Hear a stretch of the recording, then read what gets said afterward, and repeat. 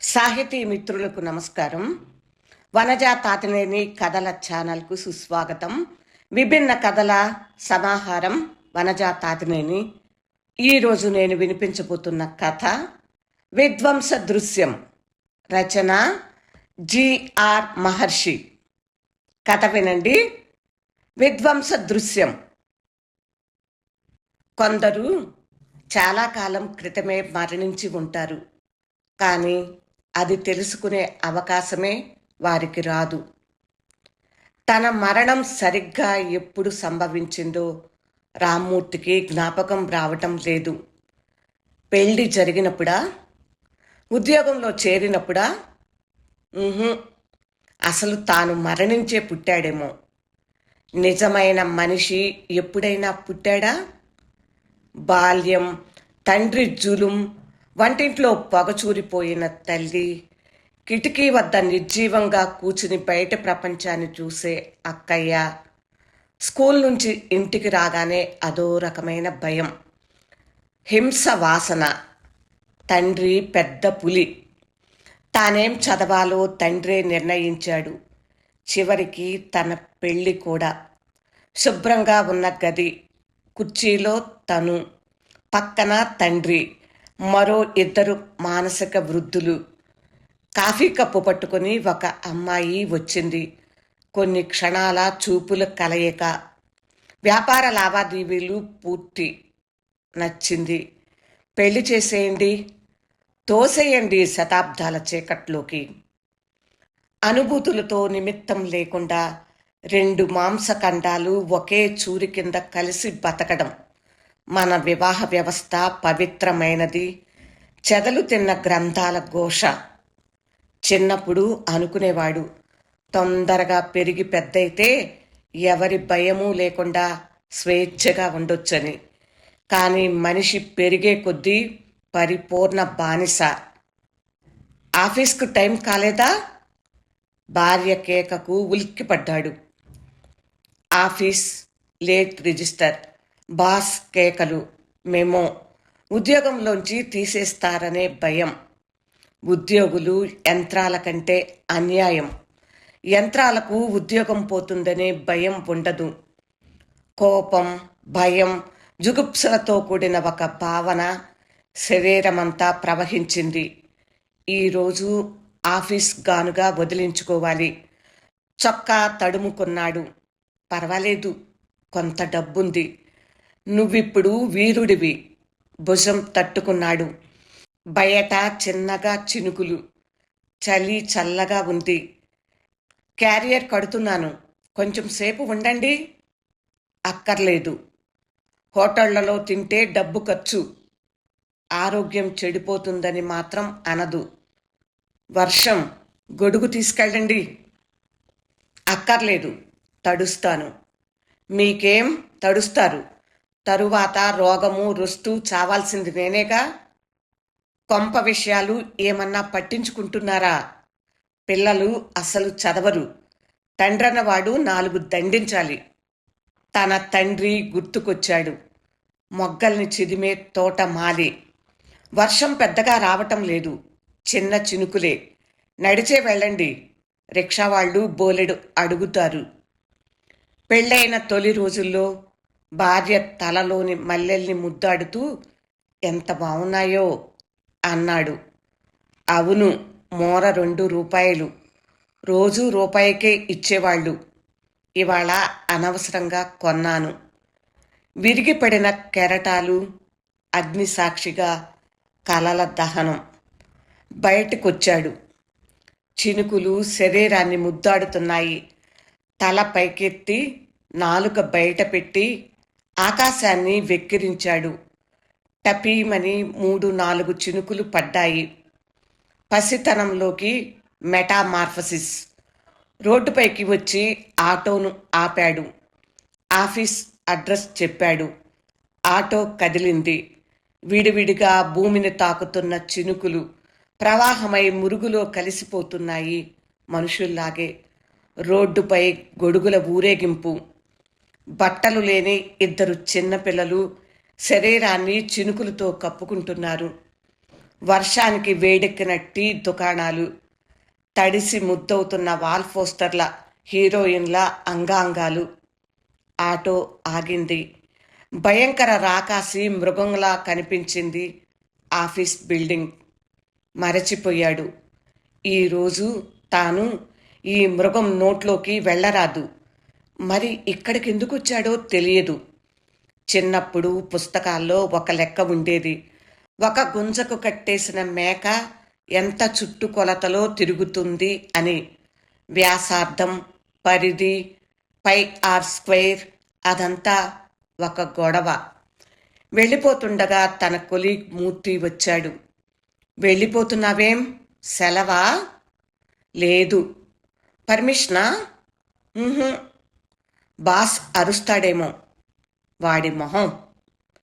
ఇవన్నీ యథాతథంగా బాస్కు మోస్తాడని తనకు తెలుసు. తపాలా గడికి మంచి బరువు. ఎక్కడికి వెళ్ళేది తెలియదు. మనసంతా చిత్తడిగా ఉంది. చిన్నతనంలో చనిపోయిన తన బుజ్జి కుక్కపిల్ల గుర్తొచ్చింది.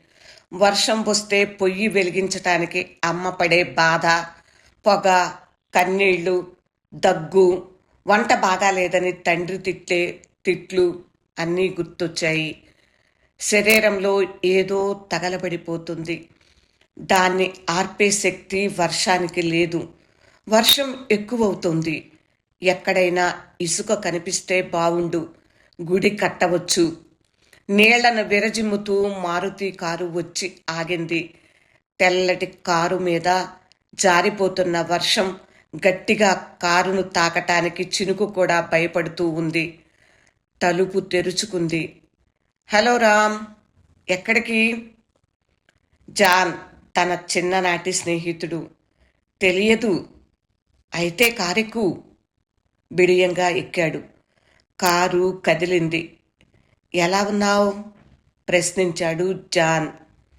నిర్లిప్తంగా నవ్వాడు. వెనుక నుంచి గుర్రుమని శబ్దం వినిపించింది. తిరిగి చూశాడు. భయం గొలిపే కుక్క నాలుక చాచి చూస్తూ ఉంది. భయపడకు, ఏం చెయ్యదు. మొన్ననే కొన్నాను. ఏ కుక్కను ఎక్కువ కాలం ఉంచుకోను. వాటి విశ్వాసం మీద నాకు నమ్మకం లేదు. 2 రోజుల పాటు మాంసం వేయుకుంటే తెలుస్తుంది కుక్క నిజాయితీ. ప్రపంచంలో దేన్ని నమ్మకపోవటం ఒక కళ. చిత్రమైన జాన్ బడిలో చిరిగిన బట్టలతో వెనుక కూర్చునేవాడు. చిన్నప్పుడు జాన్ దగ్గర ఒక రకమైన మురికి వాసన వచ్చేది. ఇప్పుడు డబ్బు వాసన. అట్టే తేడా లేదు. ఈ కుక్క పేరేమిటో తెలుసా? బ్రోటస్. విద్రోహి పేరు.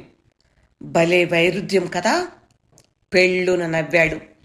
కారు అద్దాల మీద సున్నితంగా జారిపోతున్న వాన నీటిని వైఫర్స్ తడుస్తున్నాయి.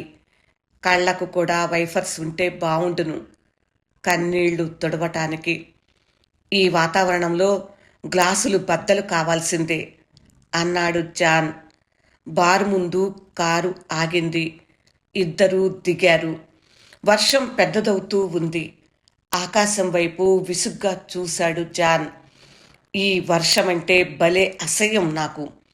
చాలా ఏళ్ల క్రితం ఇలాంటి వర్షంలోనే నా తల్లి శవాన్ని పాతిపెట్టాను. ఎవ్వరూ తోడు కూడా రాలేదు. నా తల్లి చరిత్ర అంత మంచిది కాదు కదా. నేను, ఒక ముసలాయన, ఇద్దరమే ఎద్దుల బండి మీద శవాన్ని తీసుకెళ్ళాం. ఆ ముసలాయనే గొయ్యి తీశాడు. శవాన్ని గొయ్యిలోకి దించటానికి ఇద్దరం చాలా కష్టపడ్డాం. మా అమ్మ ఇప్పుడు గనక చనిపోయి ఉంటే ఊరంతా కదలి వచ్చి శోకాలు పెట్టి ఉండేది. బాస్టర్స్. మనుషులంటేనే నాకు కసి. జాన్ మొహం మీది కండరాల్లో ఒక దుఃఖపు కదలిక. బార్లోకి అడుగు పెట్టారు. ఒక యువకుడు ఎదురొచ్చి, సార్, ఇంత ఉదయాన్నే సర్వ్ చేయరు అని వినయంగా చెప్పాడు. మీ ఓనర్ పేరేమిటి? కూల్గా అడిగాడు జాన్. విక్టర్ సాబ్ సార్. విక్టర్ కాదు, జాన్ విక్టర్. అంటే నేనే. యువకుడి మొహం పాలిపోయింది. క్షమించండి సార్, నేను కొత్తగా చేరాను. మిమ్మల్ని ఎప్పుడూ చూడలేదు. వణికిపోతూ చెప్పాడు. భయం, అభద్రతా భావన. జేబులో నుంచి 50 రూపాయల నోటు తీశాడు జాన్. ఉద్యోగాన్ని సక్రమంగా చేస్తున్నందుకు ఇది నీకు బక్షీస్. కారులో నా కుక్క ఉంది. దాన్ని కాస్త ఎంటర్టైన్ చెయ్యి. భయపడకు. అది కరవదు. మనుషుల్ని చంపటం మాత్రమే దానికి తెలుసు. ఆ యువకుడి మొహంలోని భావాలను గమనించకుండా ముందుకు కదిలాడు జాన్. క్షణాల్లో బల్ల మీద సీసాలు, గ్లాసులు. మనుషుల్ని దిగ్భ్రాంతిపరచటం నా హాబీ. విస్కీని గ్లాసులోకి వంపాడు జాన్. చీర్స్! గొంతులోకి జారిన విస్కీ రెక్కల్ని మొలిపిస్తూ ఉంది. ఘాటైన సిగరెట్ పొగ, స్టీరియోలో నుంచి మొత్తుగా వీస్తున్న సంగీతం, కొంచెం కొంచెంగా అర్పించుకుంటున్న విస్కీ బాటిల్ రక్తనాళాల్ని శృతి చేస్తున్న మత్తు.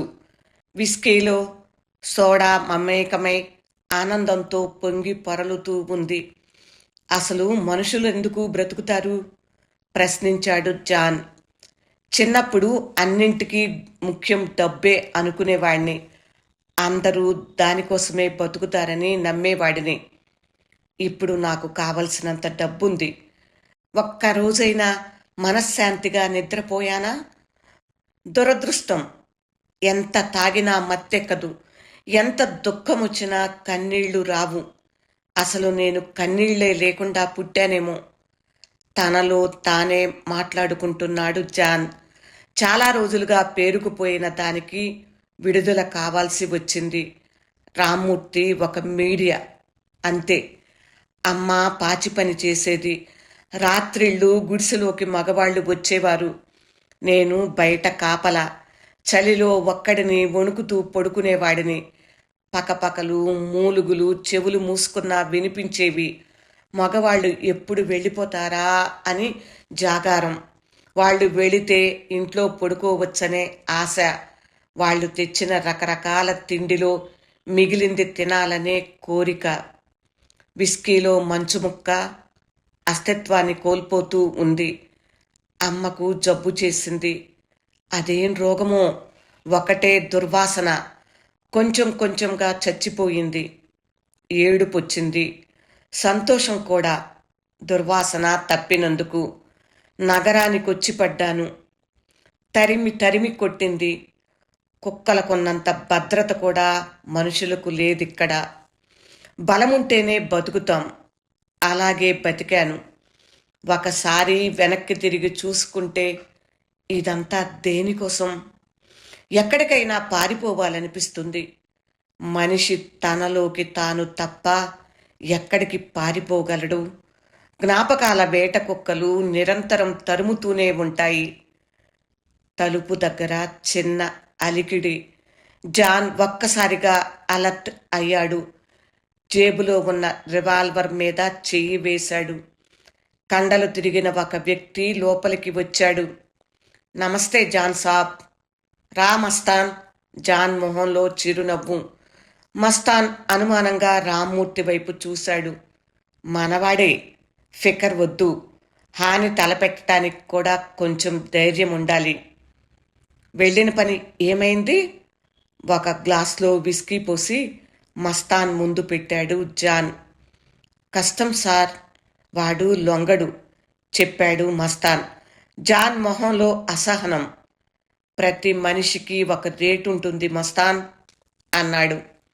అన్ని విధాలా ప్రయత్నించాను. ప్రయోజనం లేదు. జాన్ కాసేపు మౌనంగా ఉన్నాడు. సోడా విస్కీ రంగును మారుస్తూ ఉంది. వాడికి పిల్లలెంతమంది? అడిగాడు జాన్. 2, చెప్పాడు మస్తాన్. పాపం, రేపటి నుంచి తండ్రి లేని పిల్లలు. జాన్ మొహంలో ఏ భావమూ లేదు. అర్థమైందన్నట్టుగా చూశాడు మస్తాన్. చావే వాడి రేటు.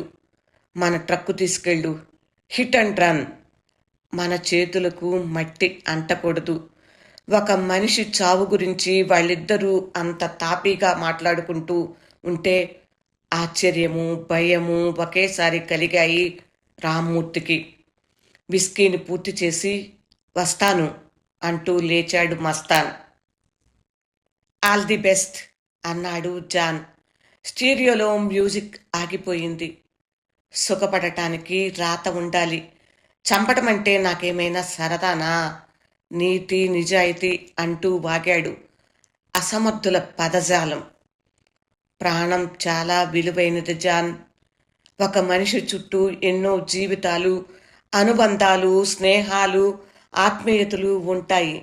ఇవి నీకు చెప్పినా అర్థం కావు అన్నాడు రామ్మూర్తి. నిజమే, నాకు సెంటిమెంట్స్ లేవు. వాటితో జీవితాన్ని చంపుకోవటం నాకు చేత కాదు. మనం సుఖపడటం కోసమే ఈ లోకం మీదికొచ్చాము. సుఖపడాలి అంతే. తర్కం వద్దు. మన సుఖానికి ఎవరైనా అడ్డు వస్తే తల తీసేయాలి అంతే. రామ్మూర్తి పైకి లేచాడు. వస్తా జాన్ అని వెళ్ళిపోబోతూ ఒక్క మాట అన్నాడు. ఏమిటి అడిగాడు జాన్. జీవితంలో ఎలాంటి విలువలు లేని నువ్వొక పురుగువి. నువ్వంటే నాకు అసహ్యం. Good bye. నిజమే, నేనొక పురుగునే. కానీ పురుగుకి కూడా ఎంతో కొంత ఉనికి ఉంటుంది. కానీ నీ సంగతేమిటి? నాలాంటి వారు జీవితంలో విజయాలు సాధిస్తూ వెళతారు. విజేతల మీద ఆరోపణలు చేస్తూ నీలాంటి వారు బతుకుని ఈడుస్తూ ఉంటారు. నువ్వంటే నాకు జాలి. బార్లో నుండి బయటకొచ్చాడు రామ్మూర్తి. వర్షం కొంచెం తగ్గింది. రోడ్డు మీద నీళ్లు ఉధృతంగా ప్రవహిస్తున్నాయి. నీళ్లలో నడుస్తూ కిందికి చూశాడు. నీళ్ల మీద తేలుతూ తను ముందుకు వెళుతున్న ఫీలింగ్. ఒక పిచ్చివాడు వర్షం నీళ్లను తీర్థంలా తాగుతూ పెద్దగా నవ్వుతున్నాడు. గొడుగుల్లో తలలు దాచిపెట్టుకుని జనం నిదానంగా అడుగులు వేస్తున్నారు. ఒక ఆయన దగ్గరకొచ్చి దేవుడికి గుడి కడుతున్నాం చందా అంటూ చేతిలోని డబ్బాను ఆడించాడు. రామ్మూర్తికి నవ్వొచ్చింది. దేవుడు చనిపోయాడన్న విషయం నీకు తెలియదా అన్నాడు. మనసులో థ్యాంక్ యూ నిషే అనుకున్నాడు. ఇది విని పిచ్చివాడు రామ్మూర్తి దగ్గరకొచ్చి మనిషి ఎప్పుడో చచ్చిపోయాడన్న విషయం నీకు తెలియదా అని పెద్దగా నవ్వి వెళ్ళిపోతూ ఆగాడు. రామ్మూర్తి చెవి దగ్గరకొచ్చి ఇది రహస్యం. ఈ 4 రోడ్ల కూడలిలో నిలబడి మనిషి కోసం ఏళ్ల తరబడిగా వెతుకుతున్నాను. కానీ కనపడలేదు. పునరుత్థానం ఒక కట్టు కథ అన్నాడు పిచ్చివాడు చిత్రంగా చూస్తూ. విధ్వంస దృశ్యం. రచన జిఆర్ మహర్షి.